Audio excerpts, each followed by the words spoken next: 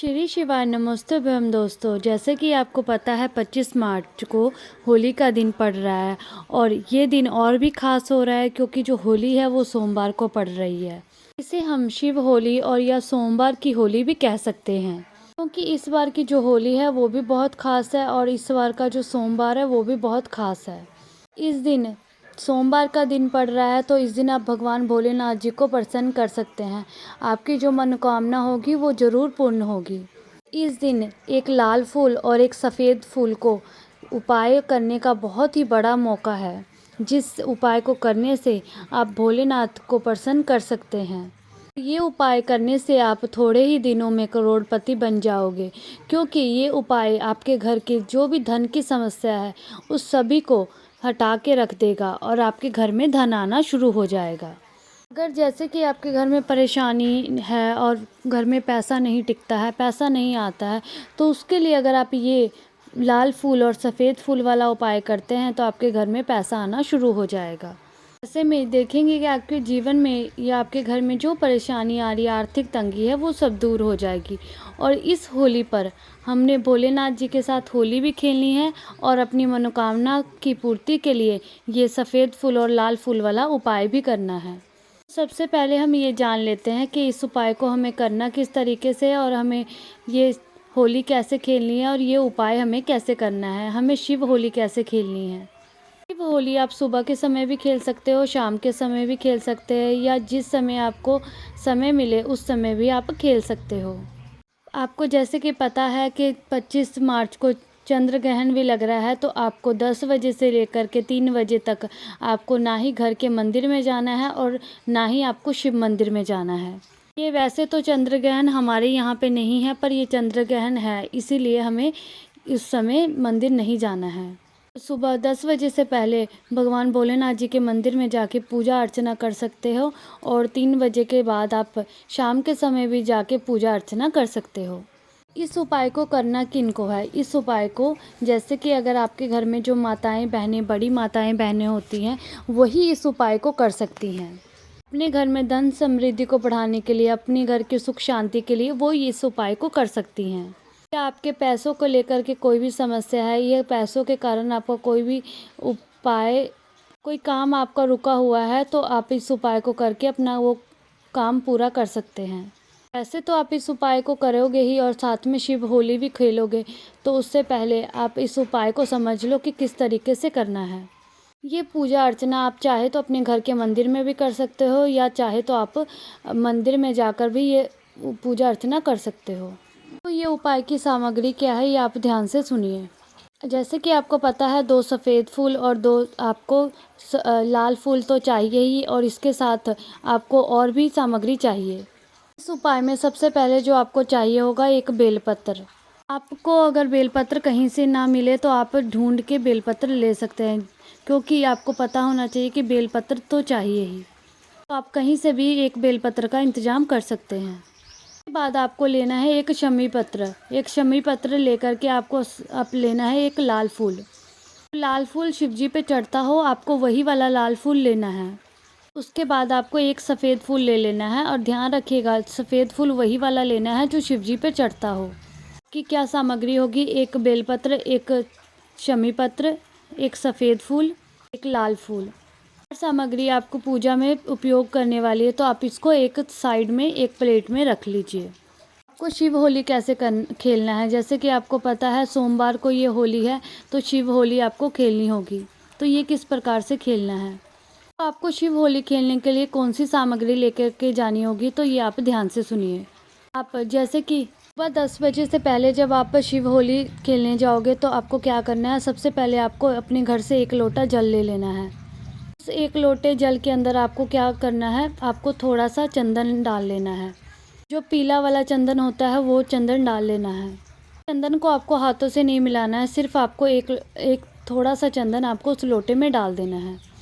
जो लोटे जल में आपने डाल दिया चंदन, उसके बाद इस लोटे को ले जा कर के आपको शिव मंदिर में जाना है।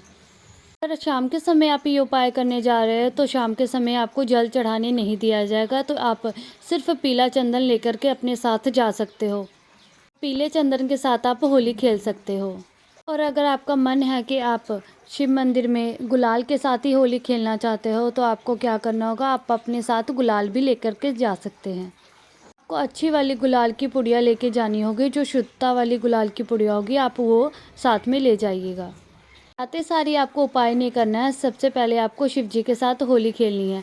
अगर आप सुबह के समय जा रहे हो, सबसे पहले जो आप चंदन वाले जो एक लोटे में चंदन डाल के जो जल लेकर के गए हो, वो उससे पहले आप शिवलिंग पर वो चढ़ा दो। इसे ही शिव होली कहा जाता है। पर अगर आप गुलाल लेकर के गए हो तो गुलाल आप शिवलिंग के ऊपर चढ़ा सकते हैं, कि आप अपने भाव से, अपनी कामना से समर्पित कर रहे हो गुलाल को। और इस बात का ध्यान रखना कि जो गुलाल है वो शुद्ध होना चाहिए।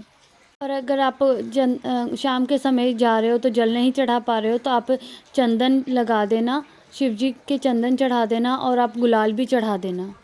भगवान भोलेनाथ जी को होली की शुभकामनाएं देना और उनसे आशीर्वाद प्राप्त करना। इस तरीके से शिव होली खेली जाती है, इसका कोई दिक्कत वाली बात नहीं होती है। उसके बाद जब आप शिव होली खेल लेते हो तो आपको ये उपाय करना है। एक बेलपत्र, एक शमी पत्र, एक लाल फूल और एक सफ़ेद फूल वाला, ये वाला आपको उपाय करना है। उपाय को करने के लिए सबसे पहले आपको भगवान शिव जी के शिवलिंग के सामने बैठ जाना है। सबसे पहले जो माता अशोक सुंदरी का स्थान होता है वहाँ पर आपको क्या करना है, शिवलिंग के बाद जो बीच में का जो स्थान होता है, जलाधारी का जो स्थान होता है, वो माता अशोक सुंदरी का स्थान होता है। और अगर आपको नहीं पता है तो आप किसी से पूछ लेना कि माता अशोक सुंदरी का स्थान कहाँ पर है।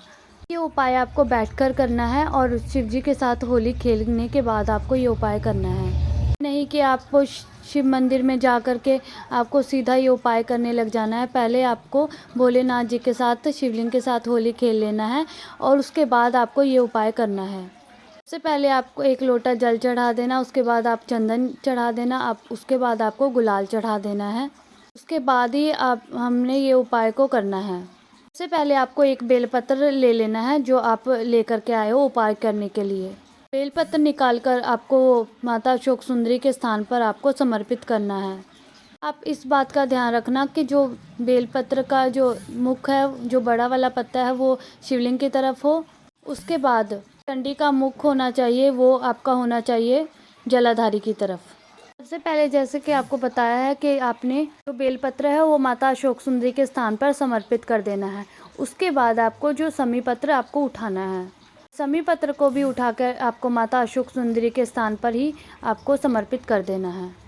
पत्र के ऊपर ही समर्पित कर देना है। इसमें भी जो पत्ती वाला भाग है वो शिवलिंग की तरफ होगा और जो डंडी वाला भाग होगा वो जलाधारी की तरफ होना चाहिए। उसके बाद जो लाल फूल है, जो इसका खिला हुआ भाग शिवलिंग की तरफ होना चाहिए और जो डंडी है वो जलाधारी की तरफ होना चाहिए। उसी शमी पत्र के ऊपर आपको ये रख देना है।